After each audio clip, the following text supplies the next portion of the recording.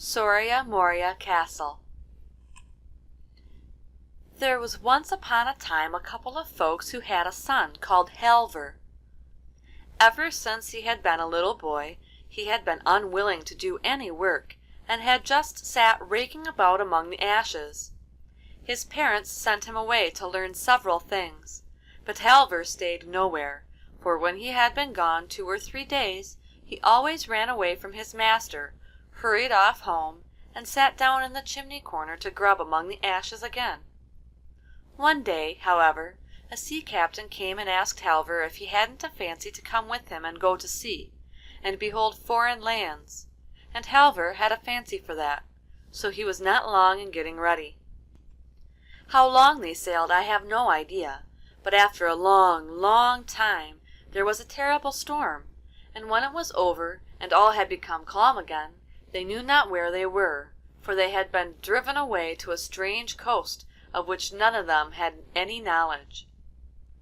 As there was no wind at all, they lay there becalmed, and Halver asked the skipper to give him leave to go on shore to look about him, for he would much rather do that than lie there and sleep. "Dost thou think that thou art fit to go where people can see thee?" said the skipper. "Thou hast no clothes but those rags thou art going about in." Halver still begged for leave, and at last got it, but he was to come back at once if the wind began to rise. So he went on shore, and it was a delightful country. Whithersoever he went there were wide plains with fields and meadows, but as for people, there were none to be seen. The wind began to rise, but Halver thought that he had not seen enough yet, and that he would like to walk about a little longer, to try if he could not meet somebody. So after a while he came to a great highway, which was so smooth that an egg might have been rolled along it without breaking. Halver followed this, and when evening drew near he saw a big castle far away in the distance, and there were lights in it. So as he had now been walking the whole day, and had not brought anything to eat away with him, he was frightfully hungry. Nevertheless, the nearer he came to the castle, the more afraid he was. A fire was burning in the castle, and Halver went into the kitchen, which was more magnificent than any kitchen he had ever yet beheld. There were vessels of gold and silver, but not one human being was to be seen.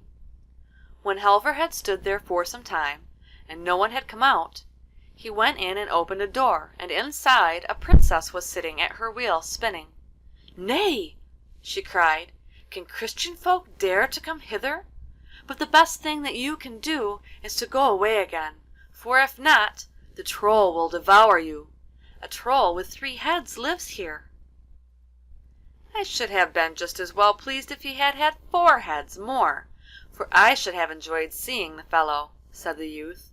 "And I won't go away, for I have done no harm. But you must give me something to eat, for I am frightfully hungry."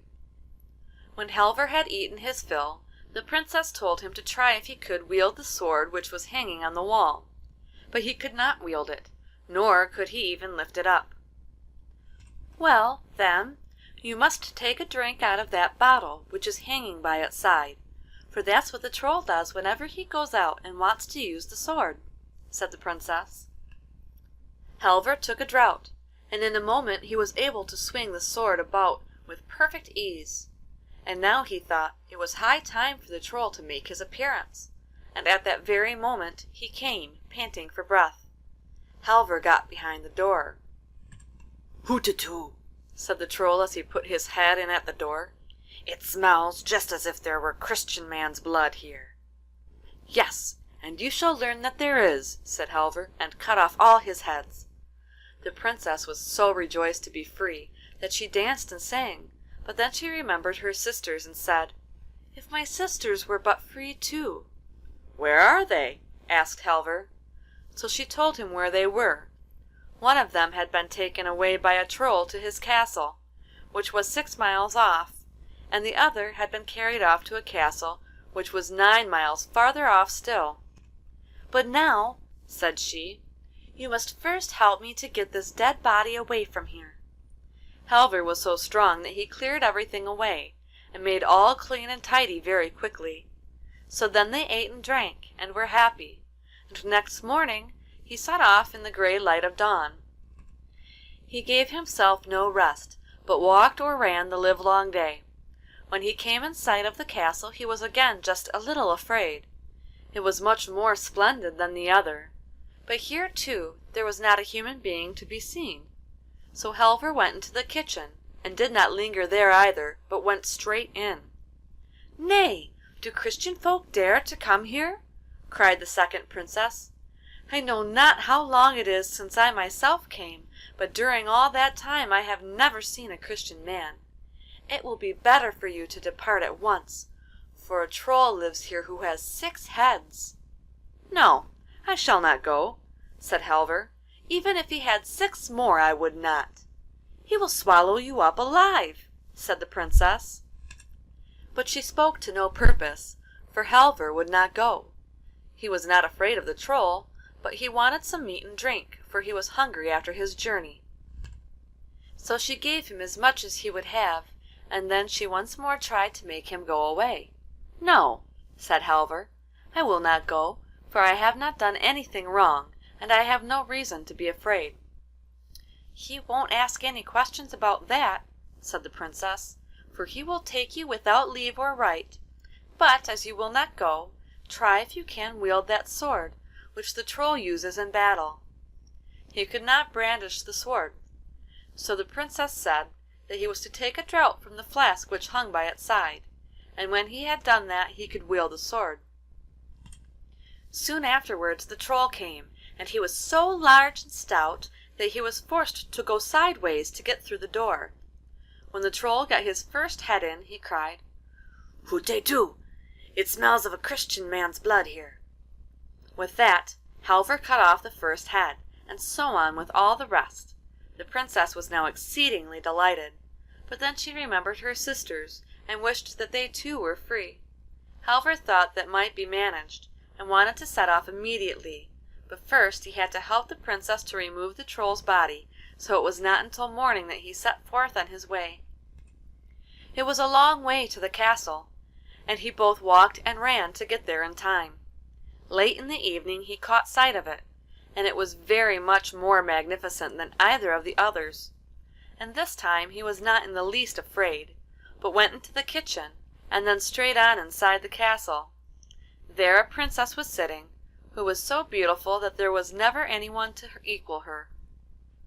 She too said what the others had said, that no Christian folk had ever been there since she had come, and entreated him to go away again, or else the Troll would swallow him up alive.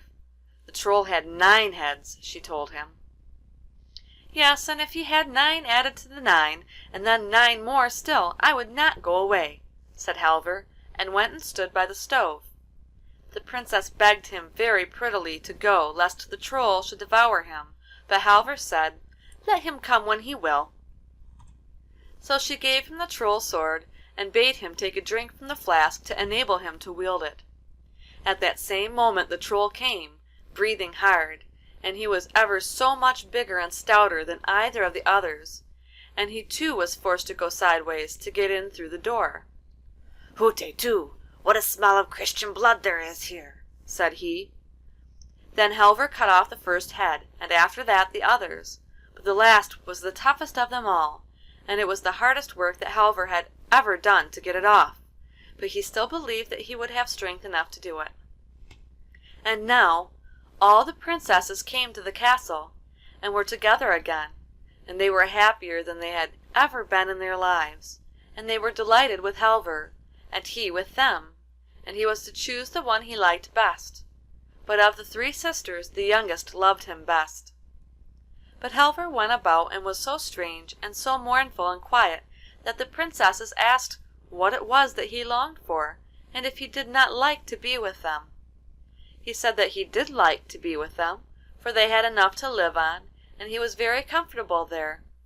But he longed to go home, for his father and mother were alive, and he had great desire to see them again. They thought that this might easily be done. "You shall go and return in perfect safety if you will follow our advice," said the princesses. So he said that he would do nothing they did not wish. Then they dressed him so splendidly that he was like a king's son, and they put a ring on his finger, and it was one which would enable him to go there and back again by wishing, but they told him that he must not throw it away or name their names, for if he did, all his magnificence would be at an end, and then he would never see them more. "If I were but at home again, or if home were but here," said Halver, and no sooner had he wished this than it was granted. Halver was standing outside his father and mother's cottage before he knew what he was about. The darkness of night was coming on, and when the father and mother saw such a splendid and stately stranger walk in, they were so startled that they both began to bow and curtsy. Halver then inquired if he could stay there and have lodging for the night. No, that he certainly could not. "We can give you no such accommodation," they said, "for we have none of the things that are needful when a great lord like you is to be entertained. It will be better for you to go up to the farm. It is not far off. You can see the chimney pots from here, and there they have plenty of everything." Halver would not hear of that. He was absolutely determined to stay where he was, but the old folks stuck to what they had said, and told him that he was to go to the farm, where he could get both meat and drink, whereas they themselves had not even a chair to offer him. "No," said Halver, "I will not go up there till early tomorrow morning. Let me stay here tonight. I can sit down on the hearth." They could say nothing against that, so Halver sat down on the hearth and began to rake about among the ashes, just as he had done before when he lay there idling away his time. They chattered much about many things, and told Halver of this and that, and at last he asked them if they had never had any child. Yes, they said. They had had a boy who was called Halver, but they did not know where he had gone, and they could not even say whether he were dead or alive. "Could I be he?" said Halver. "I should know him well enough," said the old woman, rising.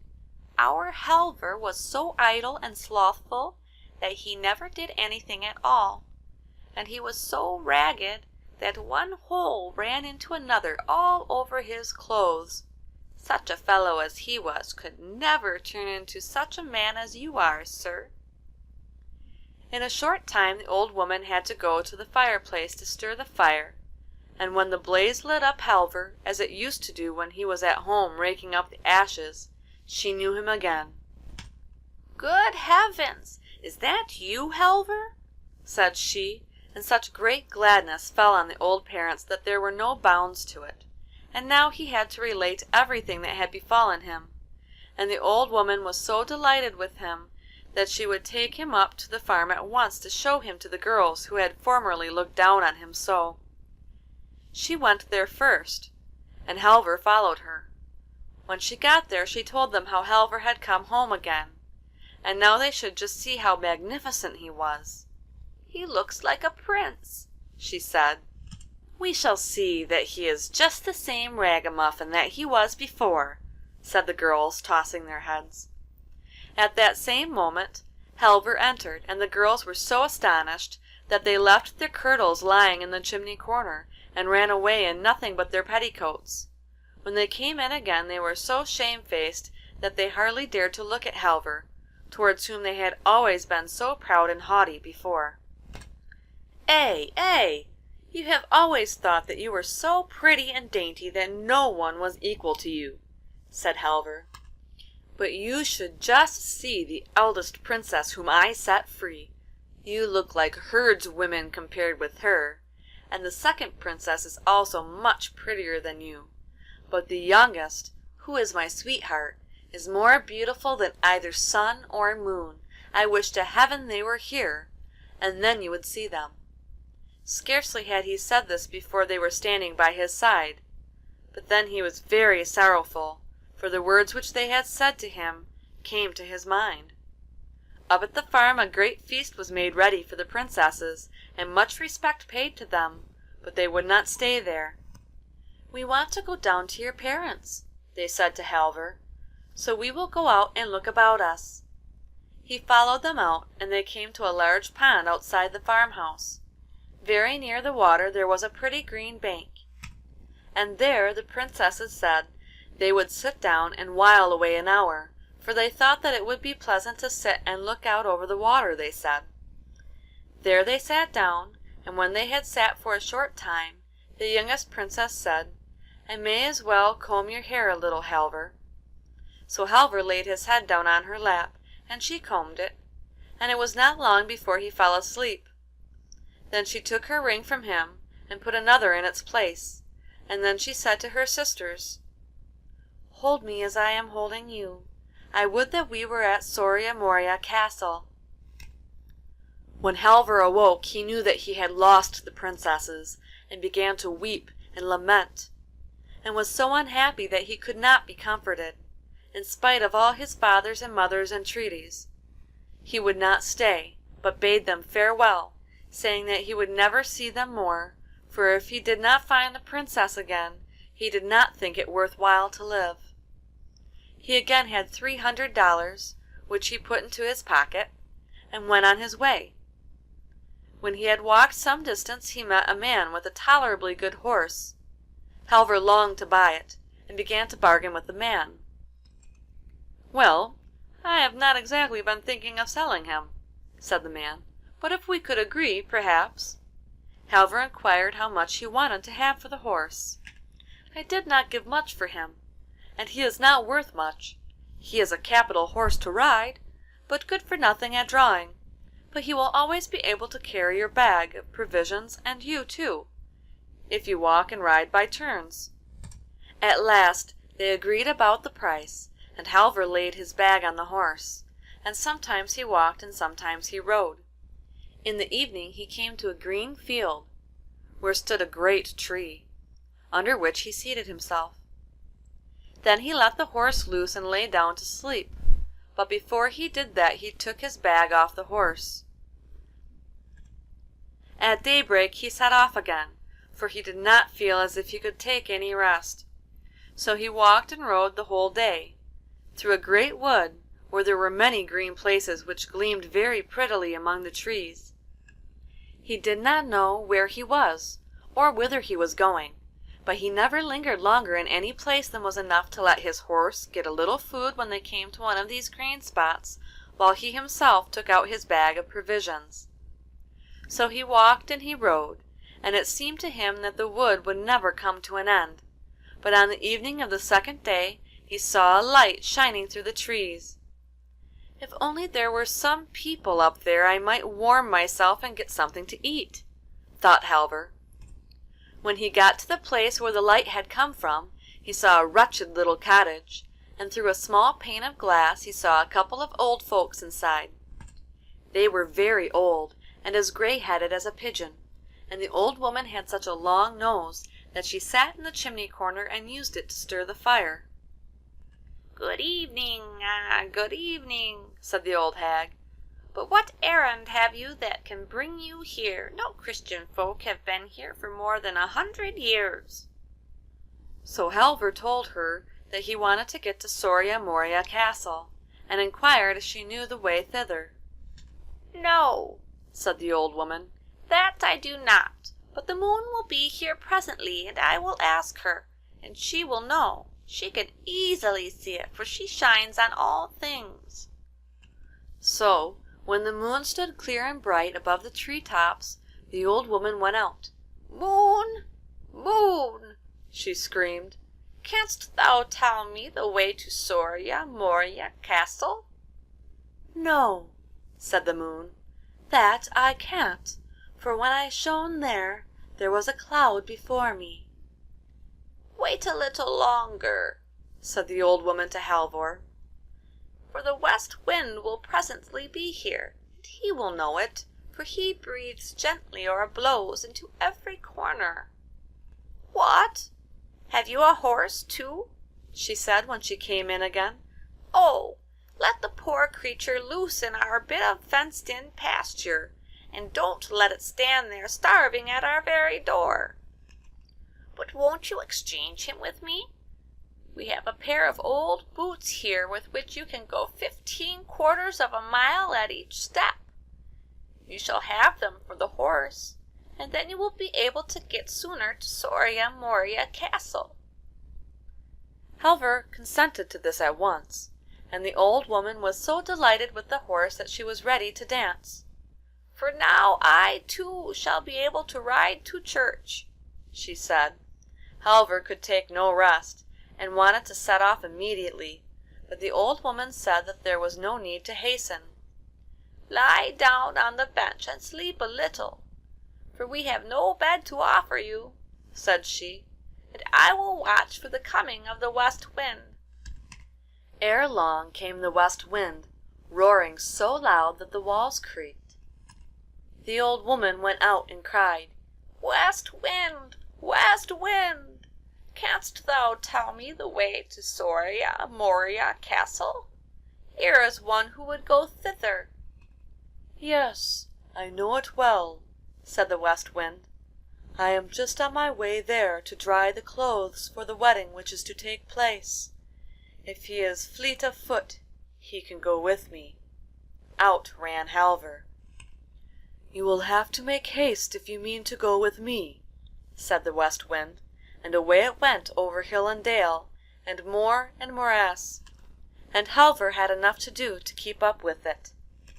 "Well, now I have no time to stay with you any longer," said the west wind, "for I must first go and tear down a bit of spruce fir before I go to the bleaching ground to dry the clothes. But just go along the side of the hill, and you will come to some girls who are standing there washing clothes, and then you will not have to walk far before you are at Soria Moria Castle." Shortly afterwards Halver came to the girls who were standing washing, and they asked him if he had seen anything of the west wind, who was to come there to dry the clothes for the wedding. "Yes," said Halver, "he has only gone to break down a bit of spruce fir. It won't be long before he is here." And then he asked them the way to Soria Moria Castle. They put him in the right way, and when he came in front of the castle it was so full of horses and people that it swarmed with them. But Halver was so ragged and torn with following the west wind through bushes and bogs that he kept on one side and would not go among the crowd until the last day, when the feast was to be held at noon. So when, as was the usage and custom, all were to drink to the bride and the young girls who were present, the cup-bearer filled the cup for each in turn, both bride and bridegroom, and knights and servants, and at last, after a very long time, he came to Halver. He drank their health, and then slipped the ring which the princess had put on his finger when they were sitting by the waterside into the glass, and ordered the cup-bearer to carry the glass to the bride from him and greet her. Then the princess at once rose up from the table and said, "Who is most worthy to have one of us, he who has delivered us from the Trolls, or he who is sitting here as bridegroom?" There could be but one opinion as to that, everyone thought, and when Halver heard what they said he was not long in flinging off his beggar's rags and arraying himself as a bridegroom. "Yes, he is the right one," cried the youngest princess when she caught sight of him, so she flung the other out of the window and held her wedding with Halver. Soria Moria Castle.